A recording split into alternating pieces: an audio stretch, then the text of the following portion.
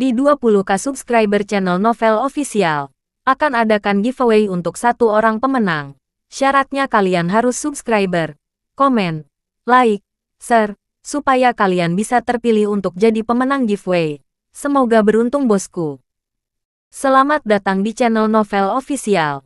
Sebelum kalian mendengarkan novel Pesona Pujaan Hati, jangan lupa like, share, and subscribe. Kalau tidak kusentil jantung kalian. Hehehehe. Tanpa lama-lama lagi langsung saja kita masuk di alur cerita novelnya. Bab 7421 sampai bab 7430. Sedikit marah, Charlie langsung berkata kepada orang-orang di sekitarnya, "Ayo kembali ke mobil." Yang lain benar-benar bingung. Tadi, Charlie berpikir untuk menghindari masalah dengan berjalan kaki. Jadi mengapa tiba-tiba berubah pikiran? Vera adalah orang pertama yang mengerti. Ia menoleh ke Charlie dan bertanya sambil tersenyum. "Tuan muda, apakah Anda berencana memberi pelajaran mereka?" Charlie mengangguk dan berkata, "Kita perlu mempermalukan mereka di depan seluruh dunia. Biarkan dunia tahu sifat asli orang-orang munafik ini." Vera mengingatkannya, "Tuan muda, banyak orang yang merekam. Dan beberapa juga melakukan siaran langsung. Seluruh dunia mungkin menonton. Anda harus berhati-hati." Charlie mengangguk dan tersenyum. "Tentu saja. Itu alasan saya mengatakan semua orang harus kembali ke mobil. Saya punya cara sendiri untuk menghadapi orang-orang ini." Keempat wanita itu, termasuk Helena, marah sekaligus muak dengan perilaku para aktivis lingkungan ekstrim ini. Jika mereka benar-benar bisa memberikan pelajaran dan menghancurkan reputasi mereka di mata dunia, itu akan menjadi cara untuk menegakkan keadilan. Maka semua orang segera kembali ke mobil. Ponsel Helena telah menerima notifikasi push dari aplikasi berita Nordik. Jalan raya menuju bandara terbesar di ibu kota diblokir. Banyak penumpang terlantar. Dan kejadian dampaknya cukup serius. Sehingga mendapat perhatian media dan publik yang tinggi. Helena juga menyadari betapa absurdnya protes lingkungan. Sesuatu yang ia anggap remeh. Setelah mengalaminya sendiri. Negara-negara Nordik termasuk di antara negara-negara yang paling peduli lingkungan dan fokus pada energi bersih di dunia. Namun para aktivis lingkungan ekstrim ini tetap berhasil mendapatkan pijakan. Masalah utamanya adalah masyarakat tidak berani melawan mereka secara langsung. Mereka hanya berani berdebat dengan mereka. Namun, orang yang benar-benar masuk akal tidak akan pernah bisa memenangkan argumen seseorang yang hanya berpura-pura masuk akal. Seperti pemilik Tesla sebelumnya. Ia adalah figur perwakilan dari elit Nordik. Pilihannya akan mobil listrik, pakaiannya, dan tutur katanya. Semuanya sopan dan berkelas. Ketika berdebat dengan orang lain, ia berpegang teguh pada fakta dan bahkan menggunakan data. Namun, hukuman sopan seperti ini sama sekali tidak mampu mengalahkan seorang penjahat yang tidak masuk akal. Mengesampingkan semua hal lainnya, seorang pria yang berakal sehat terlalu malu untuk berbohong. Hanya dalam hal ini saja, ia tidak akan pernah bisa menang melawan pihak lain. Ia mendesak agak meminta maaf kepada Charlie. "Maaf, Tuan Wade. Eropa memang agak tidak sehat dalam beberapa tahun terakhir. Saya akan berbicara baik-baik dengan anggota kabinet saya tentang hal ini dan mendorong pengesahan undang-undang sesegera mungkin yang tidak akan mengizinkan aktivis lingkungan ekstrim untuk berdemonstrasi atau memprotes dengan cara yang merugikan orang lain." Charlie berkata dengan serius. Kemerosotan Eropa terlihat jelas dari terus berlanjutnya hal-hal absurd ini. Segala macam pendekatan memutar muncul silih berganti. Masyarakat dan negara terlalu mudah disandera dan dimanipulasi oleh mereka yang mengaku pegiat lingkungan. Konon, sebuah pembangkit listrik di Jerman dengan investasi 3 miliar euro terpaksa dibongkar seharga 300 juta euro hanya setelah 6 tahun. Negara Anda tidak boleh mengikuti jejak mereka. Helena berkata tanpa daya. Politisi Eropa tidak berani menyinggung kelompok-kelompok ini karena takut kehilangan suara. Jadi, entah itu 3 miliar euro atau 30 miliar euro. Mereka tidak peduli. Karena meskipun terbuang sia-sia, uang pembayar pajaklah yang terbuang sia-sia. Pembayar pajaklah yang membayar. Dan mereka yang ingin membongkar juga pembayar pajak. Sikap para politisi itu ringkasnya menjadi satu kalimat. Asalkan mereka senang. Charlie mengangguk. Ekspresi serius. Kita tidak bisa mengendalikan apa yang memikirkan politisi. Tapi kita harus memberi mereka pelajaran hari ini. Helena berkata, "Saya akan memanggil orang-orang terkait dan meminta mereka mengirim polisi sesegera mungkin untuk mengusir orang-orang ini." Helena, namun juga, adalah tuan rumah dari Eropa Utara. Kejadian ini telah membuat malu di hadapan Charlie. Dan jika dia harus turun tangan, dia akan semakin kehilangan muka. Tapi Charlie punya alasan. Dia berkata, kalian seharusnya bisa melihat bahwa mereka sama sekali tidak takut pada polisi. Malah bisa dibilang mereka berharap ditangkap. Itu menunjukkan keberanian dan integritas mereka. Dan ketika mereka keluar dari kantor polisi, mereka akan menjadi pahlawan dunia. Kita tidak bisa memberi mereka kesempatan itu. Pada titik umum ini, Charlie berhenti sejenak, lalu melanjutkan. Secara pribadi, saya pikir solusi terbaik saat ini adalah mempermalukan mereka di depan. Membuat mereka tidak bisa lagi berdiri tegak. Menjadikan mereka tikus kemanapun mereka pergi. Dibenci semua orang. Benar, Helena mengangguk pelan. Lalu bertanya, apa rencana Anda, Tuan Wade? Charlie berkata, pisahkan mereka dari dalam. Biarkan anjing-anjing itu saling bertarung. Dengan itu, ia diam-diam menyalurkan energi spiritual ke dalam tubuh kedua orang yang baru saja membahas Melanie. Bersamaan dengan energi ini, sugesti psikologis dari Charlie juga terpancar kepada mereka. Saran psikologisnya sederhana. Melanie semakin keterlaluan dan tidak konvensional. Semakin mereka merasa tidak nyaman. Bahkan rela menderita kerugian besar untuk menjatuhkannya. Sugesti psikologis yang kuat ini mulai berpengaruh di pikiran mereka. Pria yang paling mengetahui latar belakang Melanie mengangkat tangan dan berteriak di tengah keramaian. Dia merobek gigi dan berkata kepada juniornya, sial, membiarkan wanita pembohong seperti itu mencuri perhatian lebih buruk daripada membunuhku. Pria yang lain mengangguk tegas setuju. Semua orang protes. Kenapa dia yang mendapat semua perhatian? Aku tidak bisa menerima ketidakadilan ini kecuali aku mengungkapnya di depan umum. Kamu benar, pria itu langsung berkata dengan dingin. Kita sama sekali tidak bisa membiarkan lolos begitu saja. Saat itu, Melanie tidak menyadari bahwa seseorang di kubunya menginginkannya. Masih asyik dengan kesenangan berdiri di atas landasan moral yang tinggi dan mengancam orang lain. Ia tidak bisa melepaskan diri. Melihat wanita tua itu terisak dalam diam dengan kepala tertunduk, ia tetap nyaman. Dengan dingin berkata, menurutku, masalah terbesar perkembangan manusia hingga saat ini adalah kita suka membuat orang lain atau spesies lain membayar harga atas keinginan egois kita.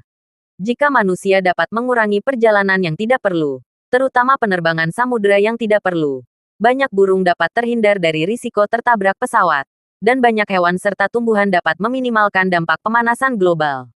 Jadi, kenapa tidak tinggal di rumah bersama suamimu daripada terburu-buru pergi sendirian lalu buru-buru pulang? Wanita tua itu patah hati, menangis. Saya sudah sangat tua. Dan saya tidak ingin datang sejauh ini. Tapi anak-anak saya semua harus bekerja. Dan tidak ada yang membantu mereka mengurus anak-anak mereka. Jadi saya datang sendirian untuk membantu mereka.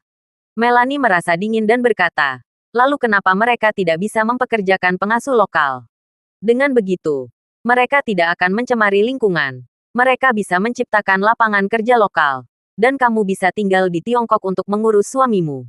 Bukankah itu seperti sekali mendayung 3 pulau terlampaui? Wanita tua itu menahan air mata. Berkata, penghasilan mereka di sini tidak tinggi. Dan mereka masih harus membayar cicilan rumah.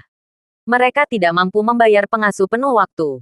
Melanie berkata dengan meremehkan. Kalau tidak punya uang, ya kerja keras saja dan cari uang. Buat apa punya anak? Punya anak tapi tidak bisa nada mengurusnya itu tidak bertanggung jawab kepada anak. Tidak bertanggung jawab kepada orang tua. Dan bahkan lebih tidak bertanggung jawab lagi kepada masyarakat. Orang yang tidak punya rasa tanggung jawab tidak akan bisa memberikan kontribusi apapun kepada masyarakat.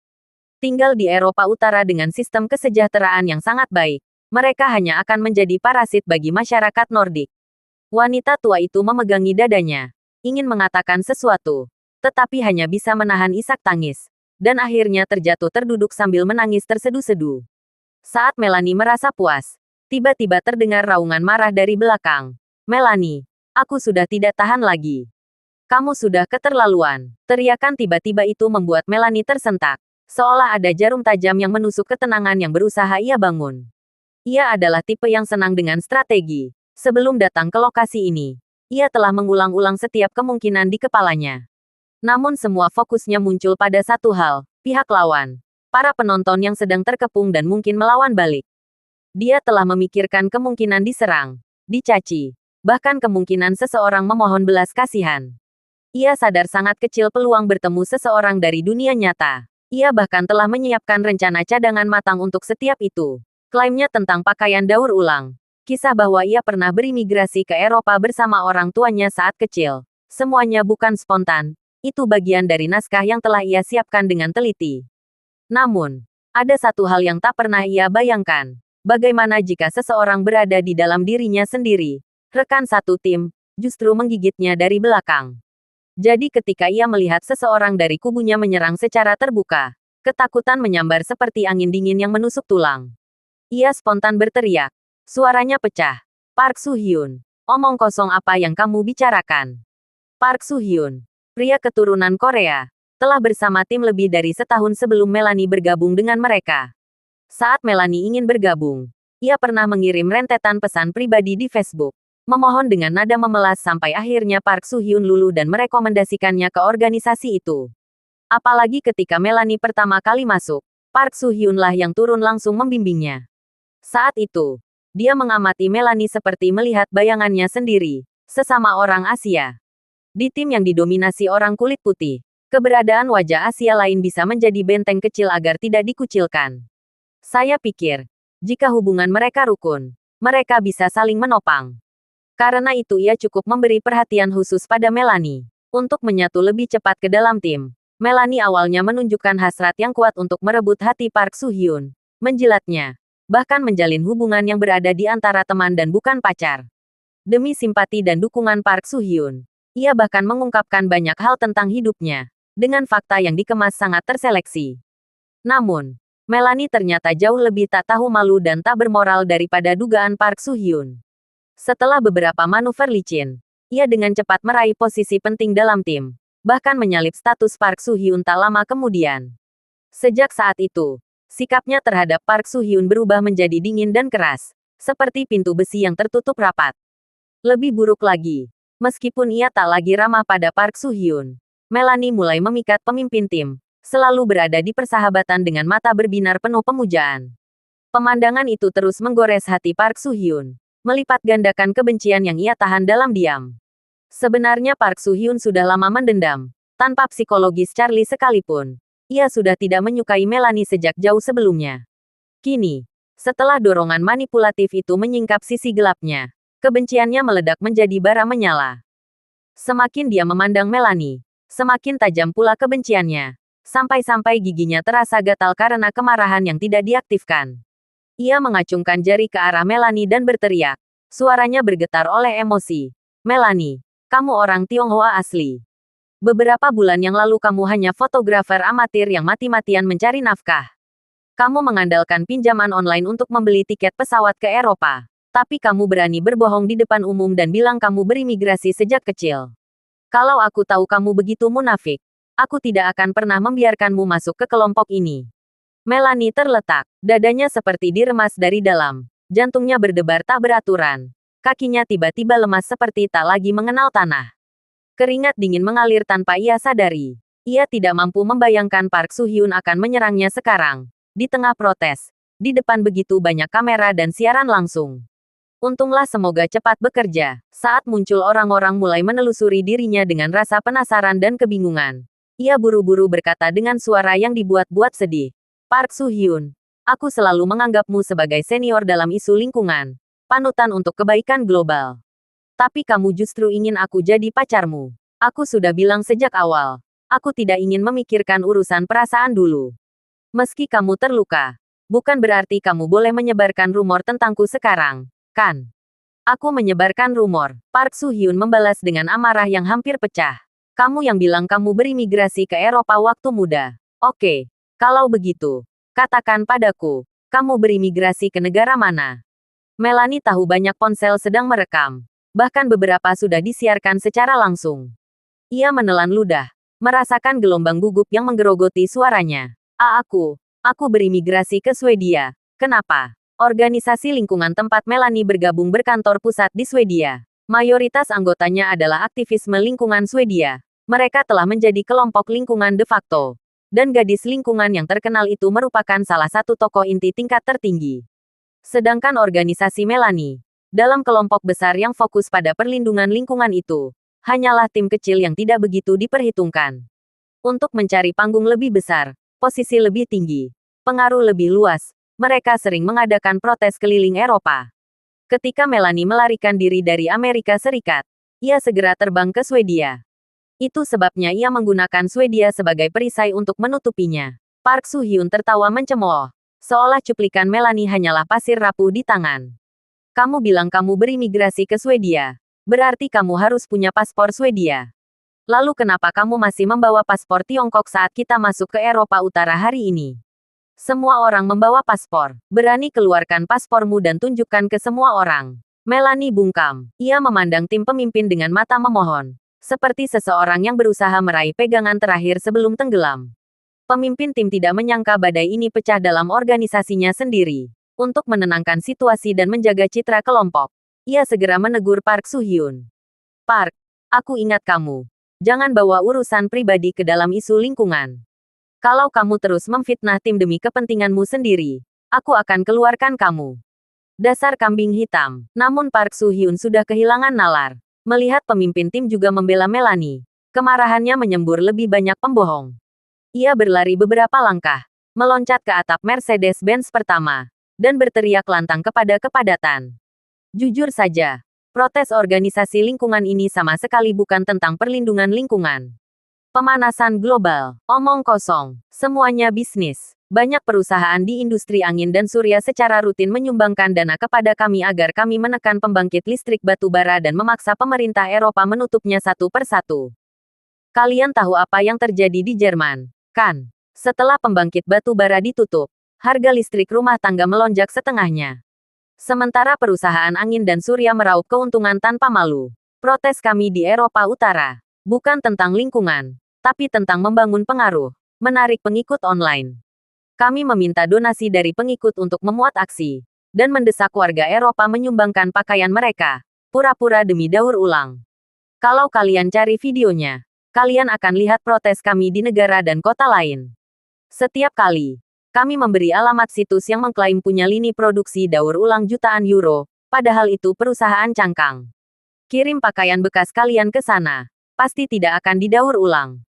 Pakaian itu dikirim massal ke Afrika, dan ongkos pengirimannya ditanggung distributor Afrika. Kami tidak perlu mengeluarkan modal, hanya membutuhkan sedikit tenaga kerja. Dan pakaian sumbangan itu berubah menjadi uang yang masuk ke kantong kami, terutama kantong para penanggung jawab. Dan kalian tahu kenapa kami merusak lukisan-lukisan terkenal dunia di Museum Eropa? Karena itu didukung para kolektor. Jika kami menghancurkan satu karya maestro tertentu, media akan menghancurkan popularitasnya. Setiap karya yang rusak berarti satu karya berkurang dari dunia, dan karya-karya yang tersisa jadi melonjak harganya.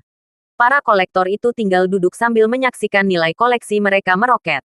Ia lalu menunjuk pemimpin tim. Suaranya dingin menusuk. Inilah orangnya. Sebagian besar uang setiap aksi masuk ke kantongnya sendiri. Bulan lalu, ia membeli Dodge Challenger 6,2 liter, salah satu mobil bermesin paling rakus di pasaran. Orang yang selalu bicara perlindungan lingkungan justru mengendarai mesin raksasa. Betapa ironisnya. Lalu ia menuding Melanie dengan getir membara. Dan wanita pembohong ini, saat duduk di Dodge Challenger itu, ia tersenyum lebar seperti anak kecil dapat hadiah. Ia bahkan beberapa kali memohon diajak drifting. Saya tidak pernah memikirkan mobil itu karena tidak ramah lingkungan. Tapi hari ini dia menyerang pemilik Tesla yang justru mendukung prinsip lingkungan, dan melontarkan omong kosong pula. Itu benar-benar yang terburuk dari yang terburuk. Yang paling hina dari yang hina. Kali ini, bukan hanya ekspresi Melanie yang muram, tetapi ekspresi pemimpin tim juga menjadi sangat buruk. Berharap ia bisa membunuh Park Soo-hyun untuk meredakan amarahnya. Sebagai pemimpin tim kecil ini, ia biasanya tidak menonjolkan diri. Saat mengorganisir protes, ia biasanya tidak memimpin sendiri. Dia selalu mendorong ambisi orang-orang radikal seperti Melanie untuk berada di garis depan. Bahkan menggunakan tindakan ekstrim untuk menciptakan momen sensasional. Di sisi lain, ia menyamar sebagai anggota baru yang tidak mencolok di waktu, diam-diam mengendalikan situasi.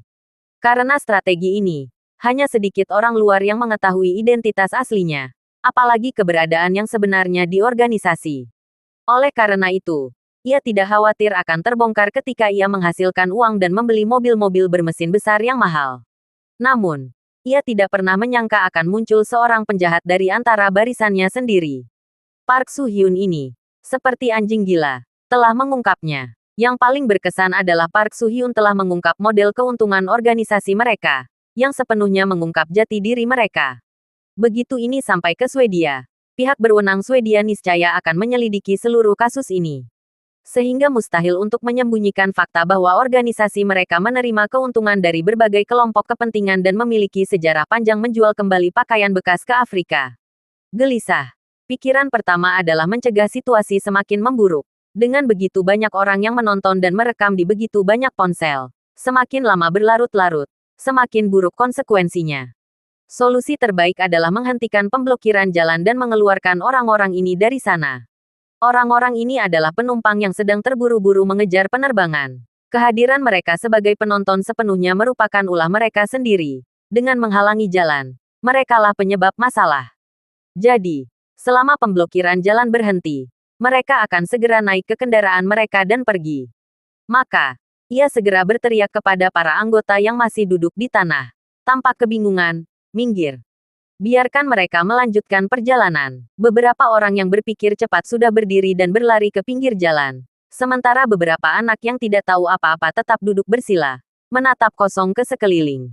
Pemimpin tim panik, menutup mereka sambil menendang dan berteriak. Sudah kubilang minggir. Apa kalian tidak mengerti? Menyingkir dari sini. Lalu ia berteriak kepada para penonton. Tuan-tuan, ada pengkhianat di tim kami yang sengaja mencoba mencemarkan nama baik kami. Atas nama tim, saya berhak menuntutnya secara hukum. Tetapi saya juga mengimbau semua orang untuk bersikap bijaksana dan tidak mempercayai cerita yang sepihak. Jika kalian jahat menyebarkan pernyataan yang tidak terverifikasi dan tidak bertanggung jawab di internet, kami juga berhak menuntut kalian. Meskipun karakter pemimpin tim ditanyai, ia memahami elemen inti dari krisis manajemen. Baik itu pemerintah, perusahaan, atau individu di seluruh dunia. Ketika menghadapi krisis, hanya ada dua langkah. Langkah pertama adalah menentukan apakah Anda benar atau salah. Jika Anda benar, maka lakukan segala daya upaya untuk membuktikan diri kepada publik, sesulit apapun prosesnya. Jika Anda salah, jangan pernah keras kepala. Ingatlah selalu mantra 8 karakter filsafat timur. Ubah masalah besar menjadi kecil, dan masalah kecil menjadi tidak berarti. Prinsip sederhana ini adalah sesuatu yang gagal dipahami oleh banyak perusahaan Fortune 500, dan bahkan banyak negara. Beberapa perusahaan, dan bahkan beberapa negara, menyadari kesalahan mereka, dengan keras kepala mengklaim, bahkan menyumbangkan sumber daya manusia, material, dan keuangan yang sangat besar untuk menutupi dan membenarkan kesalahan mereka. Hal ini hanya menyeret mereka ke dalam jurang hubungan masyarakat, dengan biaya yang terus meningkat dan keuntungan yang semakin berkurang, bahkan menyebabkan runtuhnya reputasi mereka dengan cepat. Namun, jika mereka dengan cerdik memikirkan kesalahan, meminta maaf, dan segera menyelesaikan masalah, kerugian dapat dikendalikan dan terus dikurangi. Prinsip mengubah masalah besar menjadi kecil, dan masalah kecil menjadi tidak berarti adalah pemula sejati dari keahlian Timur kuno. Sangat penting untuk mengendalikan situasi seminimal mungkin, alih-alih membuatnya meningkat. Insiden kecil, jika dianggap remeh, pada akhirnya akan menjadi tidak penting atau diabaikan. Namun, jika suatu insiden meningkat, konsekuensi negatifnya tidak memiliki batas atas, yang berpotensi menyebabkan kerusakan pada seluruh organisasi. Misalnya, sebuah merek kulkas tertentu menangani keluhan konsumen karena memangkas biaya penutup pintunya. Jika mereka mengakui kesalahan mereka dan secara aktif memperbaikinya, masalah tersebut dapat diselesaikan dengan biaya yang sangat rendah, sehingga mendapatkan umpan balik positif atas pendekatan proaktif mereka. Namun, mereka justru mengambil metode yang paling bodoh, yang pada akhirnya menyebabkan citra merek mereka hancur dan hampir menghilang dari pasar. Kepala tim lingkungan ini tahu benar bahwa ia salah. Dalam situasi ini, hal terpenting yang harus dilakukan bukanlah memperdebatkan atau menyelamatkan situasi, tetapi segera meningkatkan kepadatan dan mengurangi dampak kejadian tersebut. Dan strateginya berhasil. Banyak penonton yang menikmati pertikaian di antara mereka menyadari bahwa jalan menuju bandara telah ditutup, dan banyak yang sedang terburu-buru mengejar penerbangan, terutama wanita tua yang sedang bergegas kembali ke Tiongkok. Melihat kerumunan mulai membuka jalan, ia segera kembali ke taksinya dan memohon kepada sopir untuk mengantarnya ke bandara sesegera mungkin. Maka, mobil pertama pun melaju, disusul mobil kedua, lalu mobil ketiga. Jalan yang sebelumnya macet mulai mengendur. Beberapa penonton yang kurang bersemangat, meskipun masih ingin mengamati, tidak tahan melihat mobil mereka masih terparkir. Tingkat kesopanan mereka jauh melampaui para aktivis lingkungan ekstrim ini, sehingga mereka menahan keinginan untuk menonton dan segera kembali ke mobil mereka untuk pergi. Tak lama kemudian, Charlie menyalakan mobil dan membawa semua orang keluar dari kemacetan lalu lintas. Helena berkata dengan nada kesal di dalam mobil, "Aku penasaran bagaimana ini akan berakhir. Jika Swedia tidak meminta pertanggungjawaban mereka dan tidak melakukan penyelidikan menyeluruh, mereka mungkin akan lolos tanpa cedera." Charlie tersenyum dan berkata, "Jika Anda ingin mereka membayar harga hukum, Anda bisa berbicara dengan polisi Nordik. Sebagai ratu, sarankan mereka membawa orang-orang ini untuk diselidiki sebelum mereka meninggalkan negara-negara Nordik, dan minta polisi tidak hanya menjalankan prosedur tetapi mencatat seluruh pernyataan mereka. Kemudian, sinkronkan masalah ini dari tingkat resmi Nordik ke tingkat resmi Swedia. Dengan begitu, Swedia pasti akan menanggapinya dengan serius. Jika media Nordik menambah bahan bakar ke dalam api, ini mungkin menjadi awal dari terbongkarnya kedok munafik organisasi lingkungan ekstrim. Dan seluruh Eropa akan mendapatkan manfaat darinya di masa depan." Kemudian, Charlie melanjutkan, "Berdasarkan pengamatan saya hari ini, saya yakin rakyat Eropa telah terlalu lama menderita di bawah para bajingan ini. Semua orang takut untuk bangkit dan berunjuk rasa, takut bernasib sama seperti J.K. Rowling. Tapi kali ini berbeda. Kali ini, mereka telah mengungkap sedikit kejahatan mereka. Jika kalian bisa berdiri teguh, mengambil sikap moral yang tinggi, mengikuti petunjuk, dan mengungkap jati diri mereka, kalian pasti akan menjadi pahlawan di mata rakyat Eropa." Sarang bagi lingkungan ekstrim pada dasarnya hanya di Eropa, dan hanya di negara-negara Uni Eropa. Hal ini karena negara-negara Uni Eropa relatif maju secara ekonomi, sebagian besar merupakan negara kapitalis yang mapan, dan ideologi sayap kiri yang telah lama mengakar di masyarakat mereka telah memberi para badut ini keberanian untuk bertindak tanpa hukuman. Jika orang-orang ini berani menggunakan cara-cara ekstrim untuk mengadvokasi perlindungan lingkungan di negara-negara berkembang di Asia, Afrika, dan Amerika Latin, atau bahkan di negara-negara dunia ketiga, penduduk setempat akan langsung mengusir mereka dari negara itu, dan tidak ada yang bisa memengaruhi mata pencaharian mereka. Meskipun Amerika Utara juga maju, penduduknya dikenal karena sifatnya yang garang dan agresif. Masuk akal. Di negara di mana jumlah senjata melebihi jumlah penduduk, bagaimana mungkin mereka punya kesempatan untuk menindas orang lain? Bahkan sebelum mereka menurunkan celana, semburan peluru sudah akan menembus tubuh mereka. Eropa Timur bahkan lebih kecil kemungkinannya. Sekalipun Anda membayar dan memohon mereka untuk pergi, mereka tidak akan pernah berani menginjakkan kaki di sana. Oleh karena itu, mereka telah berkeliaran di Uni Eropa, menggelar demonstrasi di Eropa Utara suatu hari, berunjuk rasa di Eropa Tengah keesokan harinya. Dan ketika mereka punya waktu luang, mereka mungkin pergi ke Inggris dan Prancis untuk menghancurkan beberapa karya seni. Atau bahkan, karena bosan, mengambil cat dan mewarnai sungai mereka. Orang Eropa pada umumnya sebenarnya cukup muak dengan mereka. Namun seperti halnya komunitas LGBT, mereka tidak berani bersuara. Jika seseorang yang memiliki rasa keadilan berani bersuara, mereka akan diserang massa, bahkan dipermalukan dan diejek di depan umum oleh para aktris yang telah mereka bantu terkenal. Orang-orang mendambakan seorang pahlawan sejati untuk maju dan menyelesaikan masalah ini untuk selamanya. Tetapi orang itu belum muncul. Saat ini, insiden ini terjadi di Skandinavia. Dan dengan lelucon ini sebagai pembuka, ini menjadi kesempatan yang sempurna bagi Helena untuk maju. Alasan utama para aktivis lingkungan barat ini dapat bertindak tanpa hukuman adalah apa yang mereka sebut sebagai keunggulan kebenaran politik. Selama mereka mempertahankan keunggulan ini, apapun yang mereka lakukan, orang lain tidak akan berani bersuara. Hari ini, mereka telah kehilangan keunggulan ini, seperti lawan dalam permainan yang kekebalannya tiba-tiba menghilang. Sekaranglah saatnya memanfaatkan kesempatan ini dan memberikan pukulan telak, tanpa memberi mereka kesempatan untuk lolos. Jika tidak, maka mereka mendapatkan kembali kekebalan mereka. Semua orang tidak akan berdaya melawan mereka lagi. Nasihat Charlie kepada Helena adalah memanfaatkan kesempatan langka ini dan memberikan pukulan telak kepada orang-orang ini.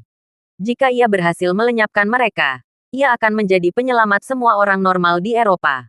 Helena mengerti maksud Charlie. Tanpa ragu, ia langsung berkata, "Baik, Tuan Wade. Saya akan menghubungi kepala polisi sekarang juga dan meminta penyelidikan menyeluruh.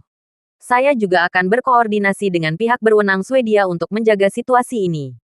Setelah itu, ia mengeluarkan ponselnya dan menelepon beberapa kali.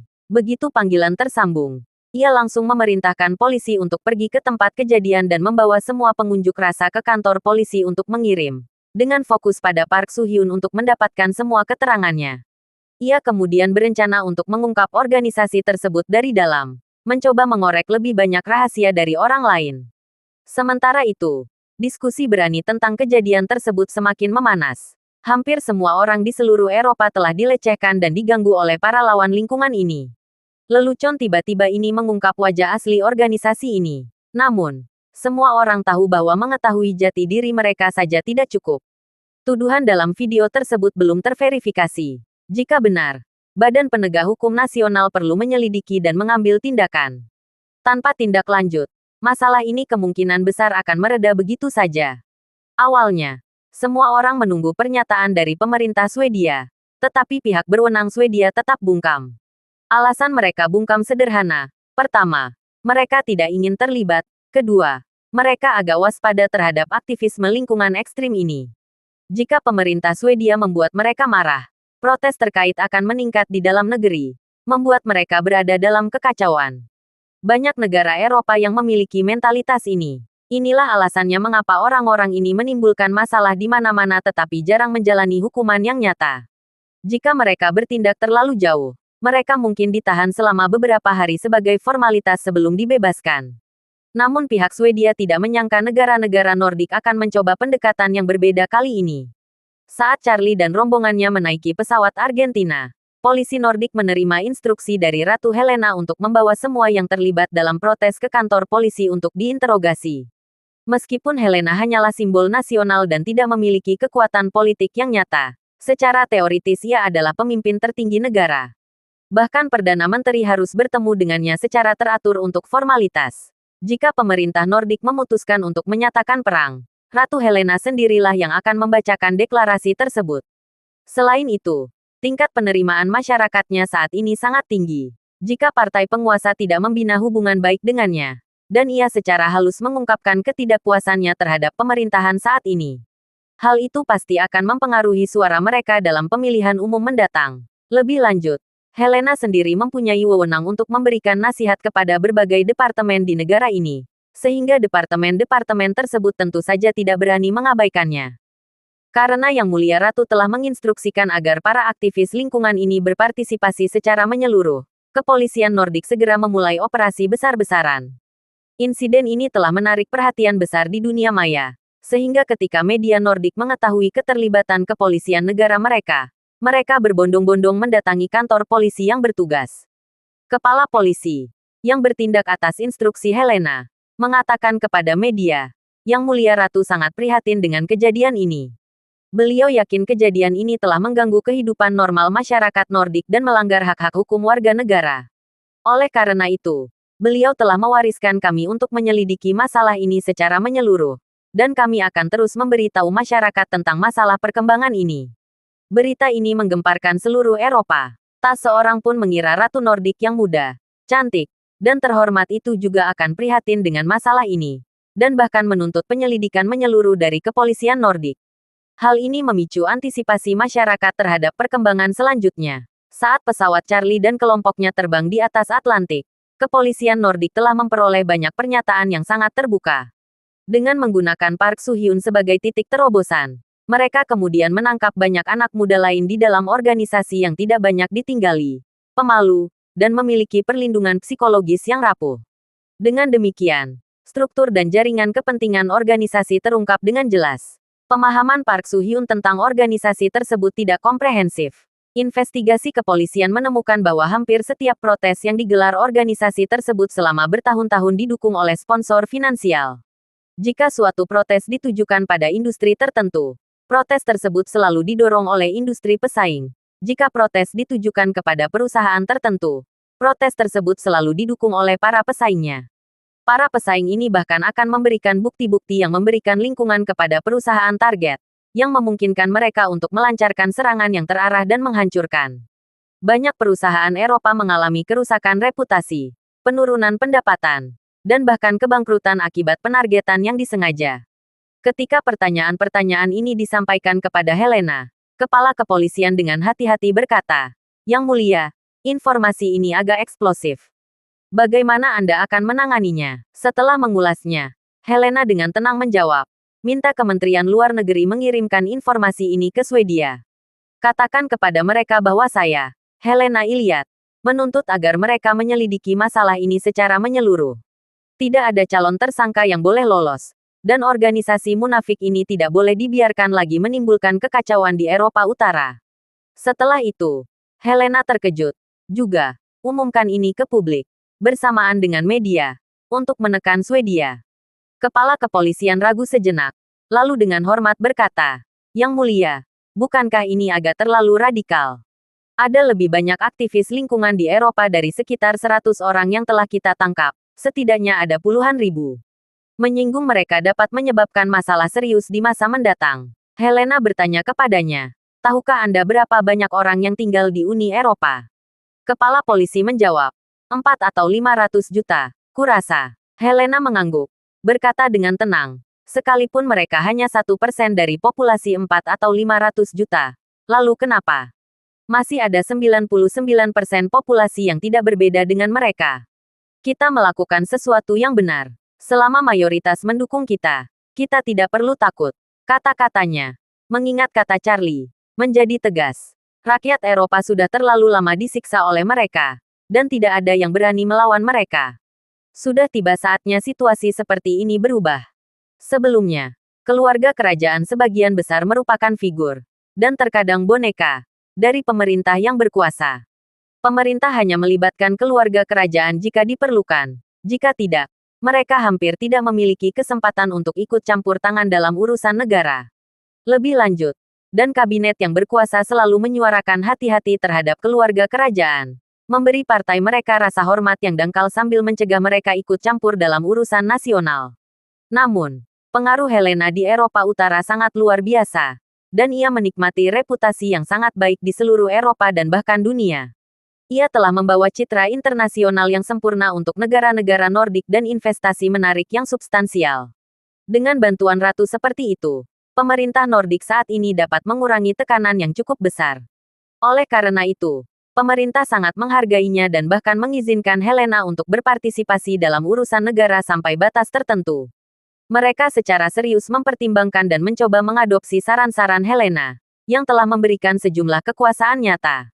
Saran-sarannya dalam menangani kejadian ini dengan cepat disetujui oleh pemerintah Nordik.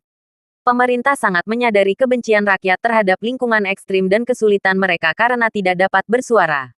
Kini, dengan kesempatan yang begitu baik untuk menindak mereka, siapapun yang memanfaatkannya akan menjadi pahlawan. Tentu saja, satu-satunya aspek yang agak tidak masuk akal dari masalah ini adalah keinginan untuk menjatuhkan Swedia. Intervensi tingkat nasional menempatkan Swedia pada posisi yang sangat sulit. Jika Swedia menyelesaikan masalah ini dengan baik, di mata publik, hal itu hanya dapat dilihat sebagai upaya perbaikan. Jika gagal, Swedia harus menanggung akibatnya. Di sisi lain, terlepas dari bagaimana Swedia menangani situasi ini, hal itu tidak akan menghentikan negara-negara Nordik untuk dianggap sebagai pahlawan.